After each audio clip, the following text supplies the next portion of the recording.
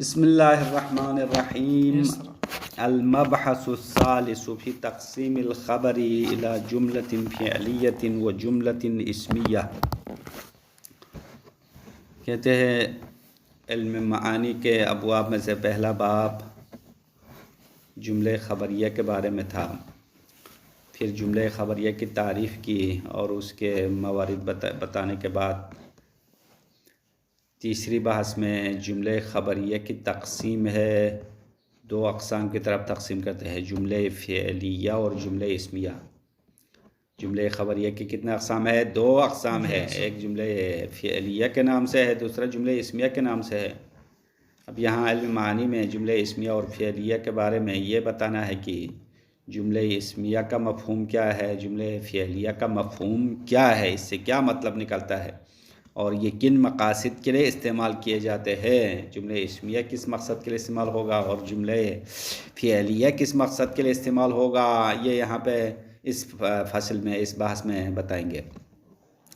سب سے پہلے جملے فعلیہ کی تعریف کرتے ہیں۔ جملے فعلیہ ما ترکبت من فعل و فاعل او من فعل و نائب فاعل۔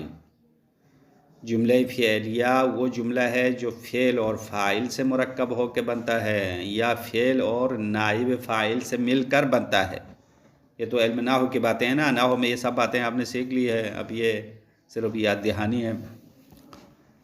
فعل اور فاعل کب ہوتا ہے؟ اگر فعل معلوم ہو، اگر فعل مجہول ہو تو کیا ہوگا؟ فعل اور نائب فاعل آئے گا، جملہ فعلیہ بنے گا۔ اور جملہ فعلیہ کا اصل معنی یا اصل موضوع تجدد اور حدوث ہے، یعنی جملہ فعلیہ وضع ہوا ہے تجدد کا فائدہ دینے کے لیے۔ تجدد کا مطلب یعنی ایک کام جو ہے نو بنو ہونا، تجدد جدید ہونا، بار بار تکرار ہونا، یہ معنی دیتا ہے۔ اور حدوث کا معنی دیتا ہے، حدوث یعنی حادث ہونا، پیدا ہونا، پہلے نہیں تھا بعد میں پیدا ہوا، تو حدوث بمعنی حادث اور مقابل ثبوت ہے، حدوث در مقابل ثبوت۔ اور استمرار کا معنی بھی دیتا ہے، تجدد اور حدوث استمرار کا معنی ہے، یعنی یہ کام جاری ہے، مسلسل تسلسل کے ساتھ جاری ہے، فی زمن معین مع الاختصار۔ اب ترجمہ تو ہم نے شروع نہیں کیا ہے، یہ عبارت ترجمے کے ساتھ آئے گا، ابھی ہم خلاصہ بتا رہے ہیں۔ پس جملہ فعلیہ کا معنی اصلی کیا ہوا؟ تجدد اور حدوث کا معنی ہوا۔ تجدد یعنی جدید ہونا، ایک کام مسلسل انجام ہونا اور ایک حالت پہ باقی نہ رہنا، یہ مطلب ہے تجدد اور حدوث کا۔ واضح ہو گیا مطلب؟ اچھا، اور جملہ اسمیہ کی تعریف اگلے صفحے میں آنے والا ہے۔ جملہ اسمیہ ما ترکبت من مبتدأ و خبر۔ جملہ اسمیہ وہ جملہ ہے جو مبتدا اور خبر سے مل کر بنتا ہے، اور جملہ اسمیہ کا معنی اصلی ثبوت ہے، جملہ فعلیہ کے برعکس ہے۔ جملہ فعلیہ میں حدوث تھا، جملہ اسمیہ میں ثبوت کا معنی ہے، یعنی خبر اسم کے لیے یا خبر مبتدا کے لیے فقط ثابت ہونے کا معنی دے گا اور اس کا جاری رہنا، استمرار رہنے کا معنی نہیں ہے۔ اب یہاں پہ صاحب کتاب کہہ رہے جملہ اسمیہ کی دو اقسام ہے۔ ایک دفعہ جملہ اسمیہ کی جو خبر ہے وہ مبتدا خبر مفرد ہے، ایک دفعہ جملہ اسمیہ کی مبتدا کی خبر فعل ماضی یا فعل مضارع آیا ہے، فعل آیا ہے، مطلب مبتدا اسم ہے، خبر فعل ہے۔ مبتدا تو ویسے بھی اسم ہوگا ہمیشہ، لیکن اس کی خبر جو ہے کبھی اسم آتا ہے، مبتدا بھی اسم ہے، خبر بھی اسم ہے، اس صورت میں صرف ثبوت کا معنی دے گا۔ اور اگر مبتدا کے بعد جو خبر ہے وہ فعل آ جائے، یعنی فعل مضارع خصوصی طور پر آ جائے تو پھر تجدد کا معنی دے گا، دوبارہ تجدد کا معنی دے گا۔ بس جملہ اسمیہ کی یہ دو حالات ہیں۔ اب یہ تو جملہ اسمیہ اور فعلیہ کے اصلی معنی موصولہ ہوا، لیکن کبھی کبھار اس معنی موصولہ سے ہٹ کر دوسرے معنیوں میں بھی استعمال ہوتا ہے۔ جملہ فعلیہ بھی اپنے اصلی معنی جو تجدد اور حدوث کا معنی ہے نا، وہاں سے نکل جائے گا حالات کے تقاضا کے مطابق قرائن اور احوال کو دیکھ کر کچھ اور مطالب کے لیے جملہ فعلیہ استعمال کیے جائیں گے، اور جملہ اسمیہ بھی اپنے معنی اصلی جو کہ ثبوت کا معنی ہے اس سے بھی نکل کے مزید کچھ اور معنیوں میں استعمال کیے جائیں گے۔ اور ابھی آج کی تفصیلات میں یہ موارد بتانا ہے کہ جملہ اسمیہ اور جملہ فعلیہ اپنے معنی اصلی سے نکل کر دوسرے معنیوں میں کہاں کہاں پہ استعمال ہوگا اور کیسے استعمال ہوگا۔ بس یہ خلاصہ گفتگو ہے۔ اب عبارت میں ہم اس کو مزید وضاحت کے ساتھ پڑھیں گے۔ المبحث الثالث فی تقسیم الخبر الی جملۃ فعلیۃ و جملۃ اسمیۃ۔ مبحث ثالث یعنی باب اول کے تیسری گفتگو جملہ خبریہ، جملہ فعلیہ اور جملہ اسمیہ کی طرف تقسیم کرنے کے بارے میں ہے۔ الاول الجملۃ الفعلیہ، سب سے پہلے جملہ فعلیہ کی تعریف یہ کرتے ہیں ما ترکبت من فعل و فاعل۔ جملہ فعلیہ وہ جملہ ہے جو فعل اور فاعل سے مل کر بنتا ہے، او من فعل و نائب فاعل، یا فعل اور نائب فاعل سے مل کر بنتا ہے۔ وہی، اب یہ اس کا معنی بتا رہے، وہی یہ جملہ فعلیہ موضوعۃ لافادۃ التجدد والحدوث۔ جملہ فعلیہ وضع ہوا ہے تجدد کے فائدہ دینے کے لیے۔ تجدد یعنی ایک کام کے بار بار ہونے کا معنی دیتا ہے، والحدوث اور ایک فعل کے حادث ہونے کا معنی بتا رہے۔ فی زمن معین، کسی خاص معین زمانے میں یا زمان ماضی میں یا حال میں یا مستقبل میں ایک کام، تجدد کا معنی بار بار انجام ہونا، مسلسل۔ حدوث کا معنی پہلے نہیں ہے، بعد میں پیدا ہوا، پیدائش یعنی جو حادث ہے نا، العالم حادث، علم معنی اس میں علم کلام میں بتاتے ہیں نا، عالم حادث ہے اور ہر حادث کے لیے علت کی ضرورت ہے، پھر کائنات کے لیے کوئی علت ہونی چاہیے، یہ استدلال لاتے ہیں اللہ کے وجود کے لیے۔ مع اختصار کہتے ہیں کہ زمان معین میں تجدد اور حدوث کا معنی اختصار کے ساتھ دے گا۔ اختصار کا مطلب ہے کہ اگر اسم میں زمان کا معنی فائدہ دے تو وہاں پہ کچھ الفاظ اضافہ کرنا ہوتا ہے۔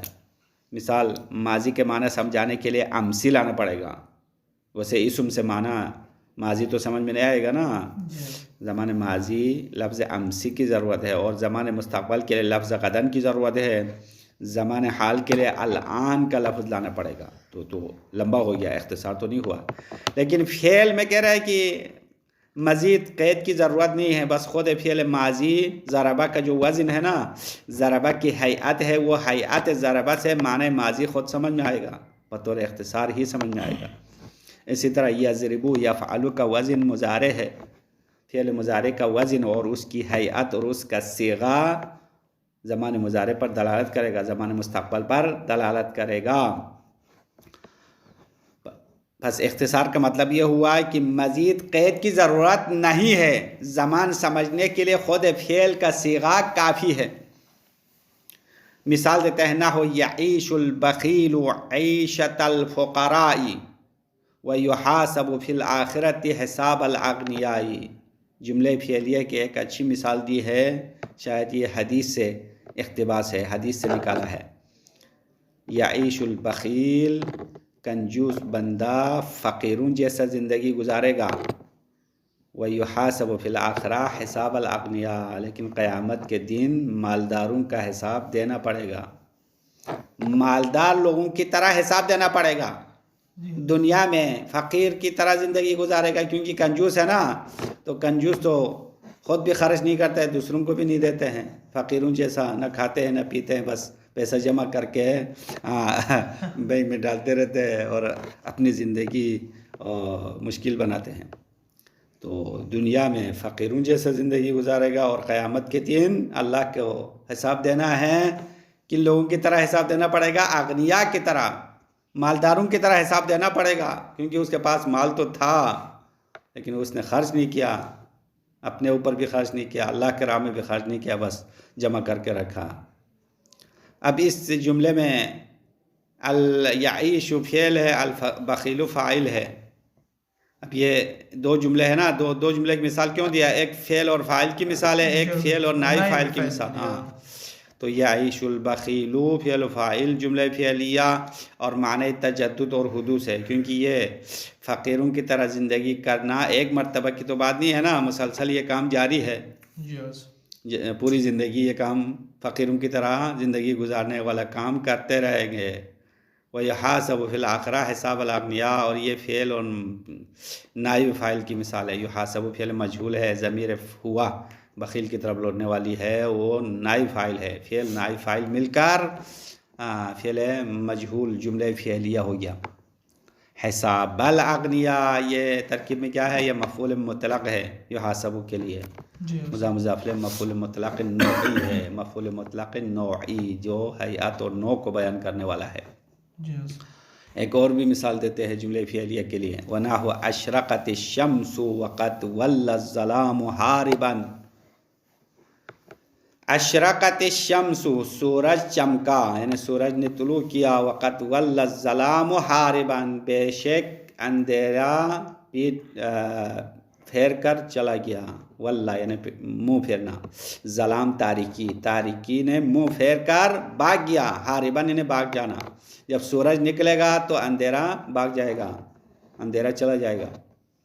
اب یہاں پہ آپ نے دیکھا اشرقت الشمس جملہ فعلیہ ہے، اشرقت فعل ہے، الشمس فاعل ہے، واللہ الظلام میں بھی جملہ فعلیہ کی مثال آیا، واللہ فعل ہے، الظلام فاعل ہے۔ فلا یستفاد من ذلک الا ثبوت الاشراق للشمس۔ اب یہاں پہ ایک اشکال مقدر کا جواب ہے۔ آپ نے تو کہا تھا جملہ فعلیہ تجدد اور حدوث کا معنی دیتا ہے، تو اس شعر میں تو فقط ثبوت کا معنی دیا ہے، حدوث کا معنی نہیں ہے، یا تجدد کا معنی نہیں دے رہے، تو جواب یہ دے رہے بھائی یہ تو ضرورت شعری ہے، شعر میں ضرورت کی وجہ سے ایسا کیا ہوگا شاعر نے۔ فلا استفاد من ذالک، اب اس سے استفادہ نہیں ہوتا ہے، الا ثبوت الاشراق، الا ثبوت تو پڑھو، یہ اس کے لیے استفادہ کا فعل مجہول کا نائب فاعل ہے۔ فلا استفاد من ذالک الا ثبوت الاشراق للشمس، اشراق شمس کے لیے ثابت ہونا، وذهاب الظلام فی الزمان الماضی، زمان ماضی میں ثابت ہونے پر دلالت کرے گا، اور اس کے علاوہ کچھ اور استفادہ نہیں ہوتا ہے۔ وقد تفید الجملة الفعلیة الاستمرار التجددی شیئا فشیئا بحسب المقام وبمعونة القرائن لا بحسب الوضع۔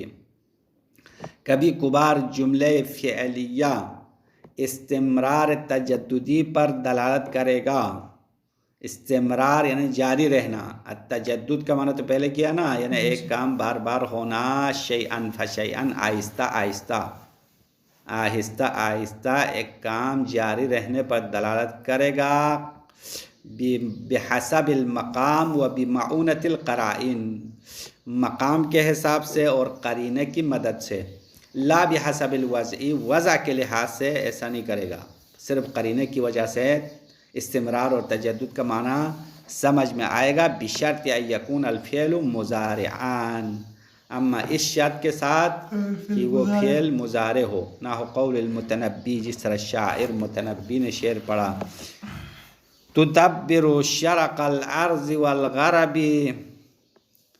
تدبر شرق الارض والغرب با ہونا چاہے، یہ اس کی شرق پر عطف ہے، تدبر شرق الارض والغرب یعنی والغرب الارض، کفہ ولیس لها یوما عن المجد شاغلو۔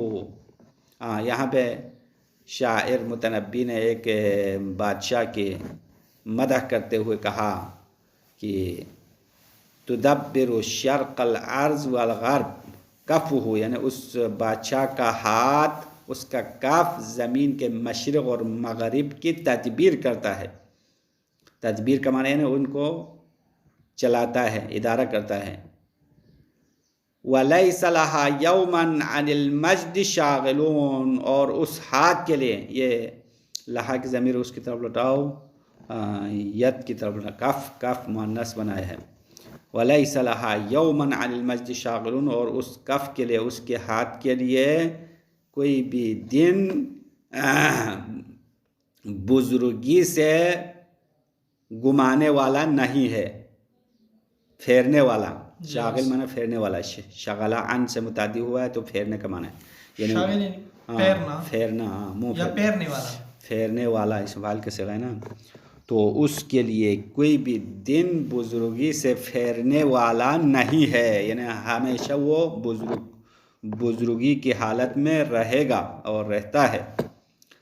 پس اس شعر میں شاعر نے اس بادشاہ کے تدبیر اور اس کی حکمت اور اس کی سیاست کی بات کی ہے، اس کی مدح کیا ہے، اور اسی طرح اس کی بزرگی کو بیان کیا. تو یہ حالت مدح میں ہونا قرینہ ہے کہ یہ کام مسلسل ہے، صرف ایک دن کی بات نہیں ہے، بلکہ ہمیشہ وہ بادشاہ ایسا کرتا رہتا ہے اور کرتا رہے گا، ہمیشہ رہے گا.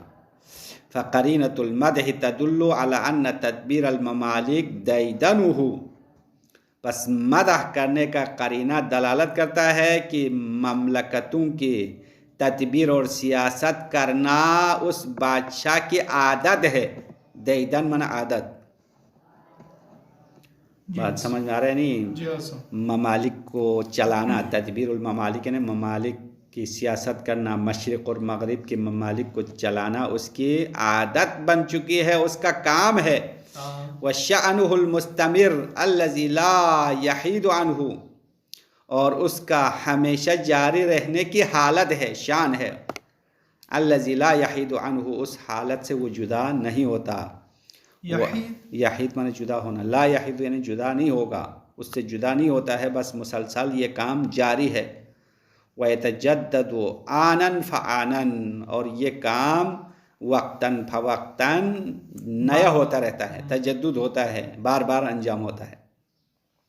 بس یہاں پہ قرینہ کیا ہے؟ مدح قرینہ بن گیا. مدح یعنی شاعر نے اس بادشاہ کے لیے تعریف کی ہے، اس کا مدح کیا ہے. اس مدح سے پتہ چلتا ہے اس کی بزرگی ایک دن کا نہیں ہے بلکہ ہمیشہ ہے. اسی طرح مشرق اور مغرب کی ممالک کی تدبیر و سیاست کرنا بھی ایک دن کا کام نہیں ہے بلکہ اس کی پوری زندگی کا کام ہے، یہ ہمیشہ وہ کرتا رہتا ہے. یہاں تک واضح ہو گیا مطلب؟ ہاں، جملہ فعلیہ کی باتیں ختم. اس کے بعد نمبر 2 والجملۃ الاسمیہ. جملہ اسمیہ کی تعریف یہ ہے، ہی ما ترکبت من مبتدأ و خبر. جملہ اسمیہ مبتدا اور خبر سے ترکیب ہوتی ہے. وہی تفید باصل وضعها ثبوت الشیء لشیء. جملہ اسمیہ اپنے وضع اصلی کے مطابق فقط ایک چیز کے لیے دوسری چیز ثابت ہونے پر دلالت کرتا ہے، فائدہ دیتا ہے. یعنی منطق کے لحاظ سے محمول موضوع کے لیے ثابت ہونے کا معنی دے گا، فقط ثابت ہونا، لیس غیرہ، اس کے علاوہ نہیں ہے. بات سمجھ میں آ گئی نہیں؟ تجدد کا معنی، استمرار کا معنی، حدوث کا معنی کچھ بھی نہیں ہے، بلکہ محمول موضوع کے لیے، یا اصطلاح ہے نحو میں ایک شے کو دوسرے شے خبر مبتدا کے لیے ثابت ہونا بتائے گا، بس یہ اس کا ہے بس. لیکن جاری ہے یا جاری نہیں ہے یہ کچھ نہیں بتائے گا. لیس غیرہ یعنی اس کے علاوہ کچھ نہیں بتائے گا. بدون نظر الی تجدد ولا استمرار، تجدد اور استمرار کی طرف دلالت کیے بغیر، نظر کیے بغیر تجدد و دلالت کا معنی سمجھ میں نہیں آئے گا. نحو الارض متحرکۃ، یہ جملہ اسمیہ کی مثال ہے. زمین حرکت میں ہے، پورے زمین چل رہی ہے. تو اب یہ الارض مبتدا متحرکۃ خبر، تو اس جملے میں فقط اتنا سمجھ میں آئے گا کہ حرکت کی صفت زمین کے لیے ثابت ہے بس. اما ہمیشہ ہے یا کبھی ہے، کب سے ہے، کہاں کب تک رہے گا، یہ کچھ نہیں بتائے گا. فلا استفاد منها سوا ثبوت الحرکت للارض، پس اس مثال سے فقط حرکت زمین کے لیے ثابت ہونے کے علاوہ کچھ اور استفادہ نہیں ہوگا. بدون نظر الی تجدد ذالک ولا حدوثہ، حرکت زمین کے لیے تجدد اور حدوث کی طرف نظر کیے بغیر فقط ثبوت پر دلالت کرے گا. پھر یہاں سے وقد تخرج الجملۃ الاسمیہ عن ھذا الاصل، اور یہ گفتگو اگر شروع کرے تو آگے جانا پڑے گا. ٹائم کیا ہو گیا؟ بس تھوڑا اور پڑھیں گے کیونکہ کم ہے، کم از کم 20-25 منٹ تو ہونے چاہیے. جملہ اسمیہ کا اصل وضع تو یہ ہوا ثبوت کے معنی. کبھی جملہ اسمیہ اس اصل اور قانون سے نکل کر دوام اور استمرار کا معنی دے گا. قرائن کی وجہ سے. اب یہاں سے آپ کو یہ سمجھا رہا ہے کہ جملے اسمیہ اپنے معنی وضعی سے نکلنے کے موارد ہے. وقد تخرج الجملۃ الاسمیہ من عن هذا الاصل، کبھی جملے اسمیہ اس قانون سے خارج ہوتا ہے. وتفید الدوام والاستمرار، اور استمرار و دوام کا فائدہ دے گا. بحسب القرائن، قرینوں کی بنیاد پر. اذا لم یکن فی خبرها فعل مضارع، اگر اس جملے اسمیہ کے خبر میں فعل مضارع نہ ہو. ہم نے ابھی خلاصے میں بتایا تھا اگر جملہ اسمیہ کا خبر فعل مضارع ہو تو وہ تو فعل مضارع کی وجہ سے تجدد کا معنی دے گا. ابھی نیچے بتا رہے ہیں اگر فعل مضارع نہ ہو تب بھی قرینے کی وجہ سے تجدد اور استمرار کا معنی دیتا ہے. وذالک، یہ کب ہوگا؟ بأن یکون الحدیث فی مقام المدح، یعنی گفتگو مدح کے مقام میں ہو، کسی کی تعریفیں کرنا ہو. جس طرح پہلے مثال دیا نا، بادشاہ کی تعریف کیا. او فی معرض الذم، یا کسی کی مذمت اور برائی کرنے کے معرض میں ہو، مقام میں ہو. کقولہ تعالی، جیسا کہ اللہ کا قول ہے وَإِنَّكَ لَعَلَىٰ خُلُقٍ عَظِيمٍ، اے رسول بے شک آپ اخلاق عظیم درجے پر ہیں. تو یہ کس کی مثال ہے؟ مدح کی مثال ہے نا. اللہ پیغمبر کے مدح کر رہا ہے نہیں کر رہا ہے؟ اللہ نے پیغمبر کا مدح کیا قرآن میں. تو اللہ یہ نہیں کہہ رہے کہ خلق عظیم پیغمبر کے لیے فقط ثابت ہے، بلکہ جاری ہے، مستمر ہے. پیغمبر کی پوری زندگی خلق عظیم کا نمونہ ہے. ایسا نہیں ہے کہ ایک دن خلق عظیم ہو دوسرے دن نہ ہو. فسیاق الکلام فی معرض المدح دال علی ارادۃ الاستمرار مع الثبوت، پس کلام کا مضمون، سیاق کلام یعنی کلام کا مضمون مدح کے مقام میں آیا ہے، اس لیے یہ دلالت کرتا ہے کہ علی ارادۃ الاستمرار مع الثبوت، استمرار اور ثبوت کے ساتھ دلالت کرنے پر نہیں، استمرار اور ثبوت کے ارادہ ہونے پر دلالت کرتا ہے. یہ ایک مثال. دوسری مثال دے رہے وَمِنْهُ قَوْلُ النَّضْرِ بْنِ جُوَيّْةَ يَتَمَدَّحُ بِالْغِنَى وَالْكَرَمِ، یا یمتدح، یتمدح ہے میرے خیال میں دو تا بھی ہے، یہ ابھی ہے اور ایک تا ہے. اسی طرح ایک اور مثال، نضر بن جویہ شاعر نے ایک بادشاہ کے مدح کیا ہے غنا اور کرم کے ساتھ، یعنی مالدار ہونے کا بھی مدح کیا اور اس کی سخاوت کا بھی مدح کیا. نضر بن جویہ شاعر ہے اور اس نے بادشاہ کا مدح کیا. لا یعلف الدرہم المضروب سرتنا ولکن یمر علیہا وہو منطلق. شاعر فرما رہے کہ لا یعلف الدرہم المضروب، سکہ دار درہم، مضروب اس درہم کہتے ہیں جو سکہ والا ہو، جو حکومت کے سکے کی شکل میں آیا ہو. وہ درہم ہمارے تھیلیوں کے ساتھ الفت نہیں رکھتے ہیں. سرہ کہتا ہے وہ درہم والی تھیلی، ایک چھوٹا سا تھیلا ہوتا ہے جس کے اندر درہم ڈال کر اس کا جو کیا ہے منہ ہے نا اس کو ایسے باندھتے ہیں، آپ نے دیکھا ہوگا. ابھی آپ جو ریکارڈنگ میں جس میں وہ کیا رکھتے ہیں، مائک رکھتے ہیں نا، اسی طرح تھیلا ہے. ہاں ابھی مثال تو واضح آپ کے سامنے آیا ہوگا. یہ اس طرح پہلے زمانے میں درہم دینار، سونا چاندی کے درہم رکھنے کے لیے وہ تھیلی رکھتے تھے. پرانے تاریخ جو ویڈ میں ہے اس میں ہے نا اسے تھیلے ہیں، تو اس کو عربی میں سرہ کہتے ہیں، سرہ. تو شاعر کہہ رہے کہ ہمارے درہم تھیلیوں کے ساتھ الفت نہیں رکھتے ہیں، مطلب تھیلی میں نہیں رہے گا بلکہ آگے دیتے ہیں. لیکن یمر علیہا، لیکن وہ درہم اس تھیلی سے گزرتا ہے. وہو منطلق، در حالانکہ یہ کام جاری ہے. اب یہاں پہ شاعر کا مقصد کیا ہے؟ یعنی اس بندے کی سخاوت کو بیان کرنا ہے کہ درہم اس کی تھیلی میں نہ رہنا، جاری رہنا، نکلتے رہنا، یہ ایک دن کا کام نہیں ہے، یہ تجدد ہے، استمرار ہے، بار بار یہ کام ہو رہا ہے. یرید ان دراہمہ، شاعر چاہتا ہے کہ اس بادشاہ کا درہم لا ثبات لہا فی السرۃ ولا بقاء، اس درہم کے لیے تھیلی میں ثبات نہیں ہے، یعنی تھیلی میں ٹھہرتا نہیں ہے، ولا بقاء، اور تھیلی میں درہم باقی نہیں رہتا. فہی دائما تنطلق منہا، اور یہ دراہم ہمیشہ اس تھیلی سے چلتا رہتا ہے. Yes. وَتَمْرَقُ مَرَقَ السِّهَامِ مِنْ قِسْطِهَا اور وہ نکلتا ہے جس طرح تیر اپنے کمان سے نکلتا ہے. Yes. قصی کہتے ہیں کمان. تو جس طرح تیر اپنے کمان سے نکلتا ہے وہ درہم تھیلی سے باہر نکلتا رہتا ہے. کیوں باہر نکلتا ہے؟ لِتُوَزَّعَ عَلَى الْمُوزَعِينَ تاکہ ناداروں میں تقسیم کیا جائے. لِتُوَزَّعِينَ توزیع تقسیم عَلَى الْمُوزَعِينَ یا موزعین جو نادار لوگ ہیں ان پر تقسیم کرنے کے لیے تھیلی سے درہم باہر آتا رہتا ہے.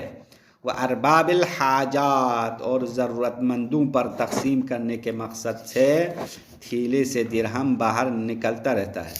اور یہ نکلنے کا کام کیا ہے؟ استمرار ہے اور تجدد ہے. اب یہاں پہ جملہ اسمیہ استمرار اور تجدد پر دلالت کیا تو یہ قرینے کی وجہ سے ہو گیا ہے. خود جملہ اسمیہ اس معنی کے لیے واضح نہیں ہوا. وصلی اللہ علی محمد وآلہ الطاہرین.